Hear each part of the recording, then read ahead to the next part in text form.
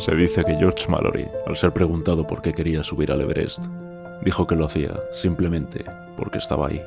Aunque no está claro si esto ocurrió realmente, la respuesta cala en todos aquellos que no saben explicar por qué tiene tanto sentido. Y estas tres famosas palabras, que algunos podrían achacar a una espiritualidad idealizada con los años, y a otros parecer vaga o incluso condescendiente, entrañan una mayor profundidad de la que se puede asumir en un principio. Mallory era un veterano de la Primera Guerra Mundial, que había regresado a una vida que ya no existía. Había perdido compañeros, amigos, y la perspectiva de caminar hacia un lugar que había cambiado. El propósito se había difuminado en la bruma de aquellos años. Por ello, la inmutabilidad y la constancia de las montañas se reflejaban en su mirada como aquello que nunca cambia, aquello que siempre estará ahí. El Everest, como cualquier otro elemento de la naturaleza que trasciende nuestra breve existencia, sirve en este caso como analogía de la vida que perdió. Es en el recuerdo, en aquello que siempre se mantiene inalterable, donde los objetivos son claros y la mente se mantiene enfocada. Alfred Álvarez decía que tal vez ese sea el fundamento de todo riesgo. Uno sube deliberadamente el listón del esfuerzo y la concentración a fin de borrar de la mente cualquier trivialidad. Pero lo que fue borrado el 8 de junio de 1924 fue la presencia de Mallory y Andrew Irvine a escasos metros de la cima más alta del mundo. Summits of the Gods abre con ese momento. Makoto Fukamachi es un fotógrafo de escalada, desencantado con su trabajo. Cuando le conocemos por primera vez, se encuentra en la cara suroeste del Everest, sacando instantáneas de un grupo de japoneses que no son capaces de avanzar debido a su inexperiencia y falta de entusiasmo. De vuelta a Katmandú, un extraño individuo le ofrece a precio de ganga la auténtica cámara que George Mallory llevaba consigo en el ascenso que le arrebató la vida. Ante semejante despropósito, Fukamachi rechaza la oferta, para descubrir poco después que aquel tipo tiene una bronca fuera del bar donde se habían encontrado. El fotógrafo reconoce al hombre al que se enfrenta. Se trata de Habu Yoji, un alpinista que se marchó de Japón hacía 8 años y del que nadie sabe nada. Este toma la presunta cámara de Mallory y se pierde en la oscuridad antes de que Fukamachi pueda reaccionar. De repente, toda la frustración del fotógrafo parece desvanecerse ante la perspectiva de haber encontrado la prueba que demostraría el primer ascenso a la más alta cima de la Tierra. En el carrete de la cámara se encontrarían las capturas que el propio Mallory tomó en su expedición de 1924 y que evidenciarían una supuesta primera coronación.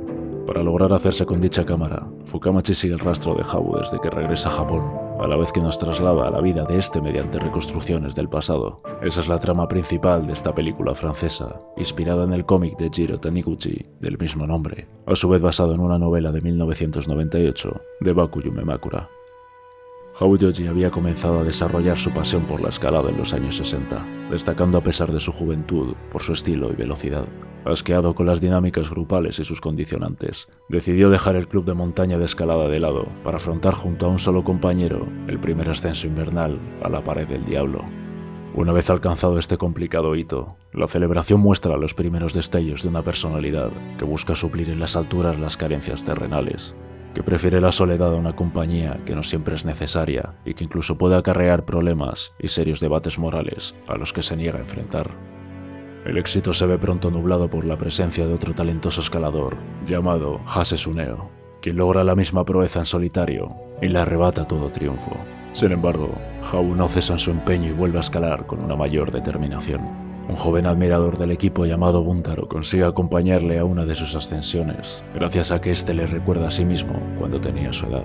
El chico se esfuerza y pone todo lo que tiene en la pared, pero en un momento dado resbala y queda colgando inconsciente, sostenido únicamente por la cintura hasta el cuerpo de Habu. Este fija su posición y procura subir al chico desde ella, pero la cuerda se comienza a desgarrar en un saliente y peligra con romperse. El debate entre dejar morir a un compañero para no morir junto a él toma sentido en un contexto real. El tiempo comienza a pasar sin que ninguno de los implicados pueda hacer nada. Cuando cae la noche, es el propio Buntaro quien toma la iniciativa y corta la cuerda con su navaja para salvar a su compañero a cambio de su vida. La tragedia afecta profundamente a Habu, quien se convence aún más si cabe de su naturaleza solitaria. Lleva su ira e insatisfacción hacia lo único que puede remediarlo, hacia lo único que da sentido a su existencia. De ahí que acepte el desafío de escalar la gran trilogía alpina en invierno y en solitario a la vez que su rival, Hase Tsuneo, el Eiger, el Cervino y las grandes Horaces. Algo quizá inspirado en hazañas como la de Christophe Profit, quien en invierno de 1987 hizo cumbre en las Tres Montañas en 42 horas.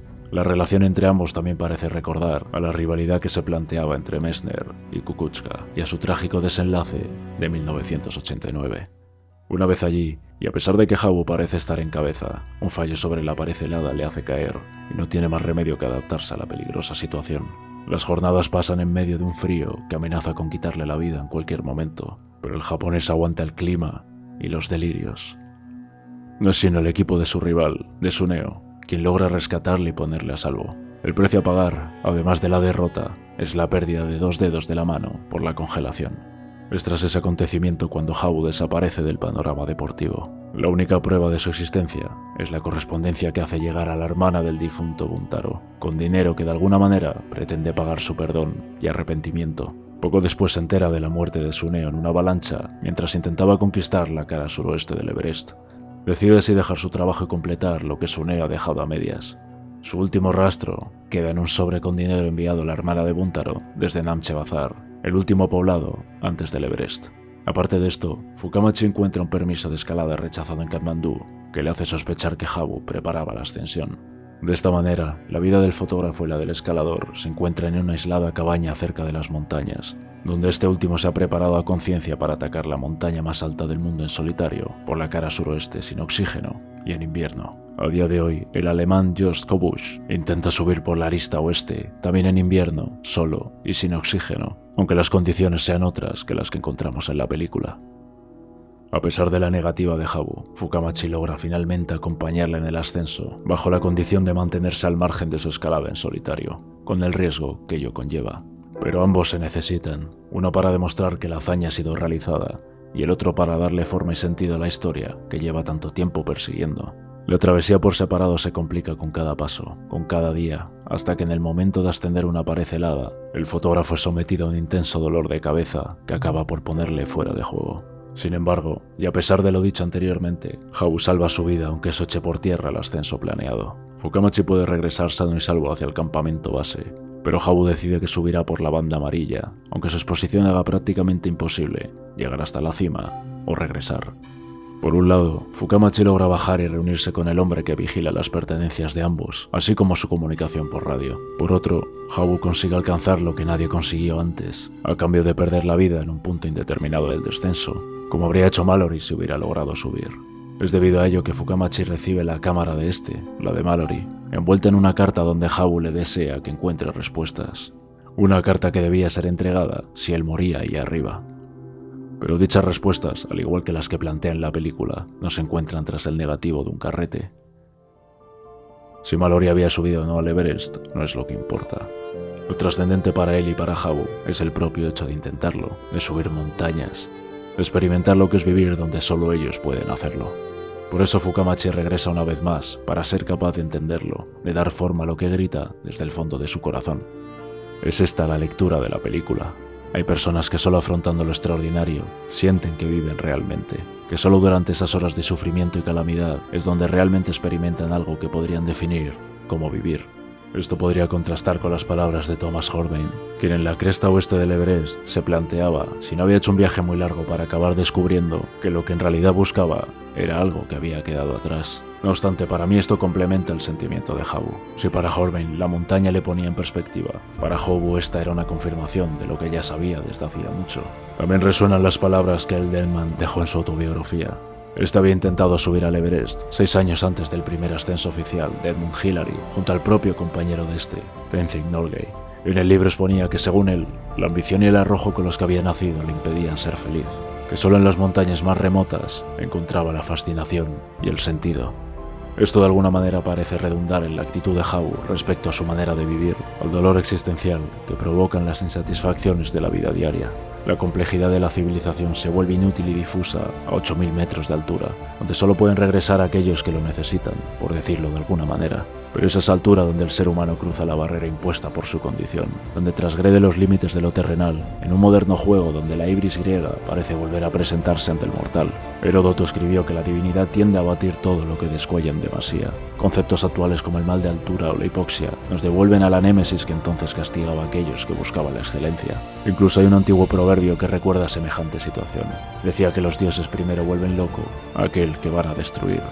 Nunca sabremos si Mallory o Irving pensaban en el Olimpo cuando observaron el techo del mundo por última vez, si comprendieron en algún momento que sus vidas acabarían en él, si en algún momento aceptaron aquel hecho como una parte natural de su existencia y abrazaron su destino con satisfacción, o si por el contrario, fue el miedo, el pánico y el arrepentimiento lo único que pasó por sus mentes aquel 8 de junio de 1924.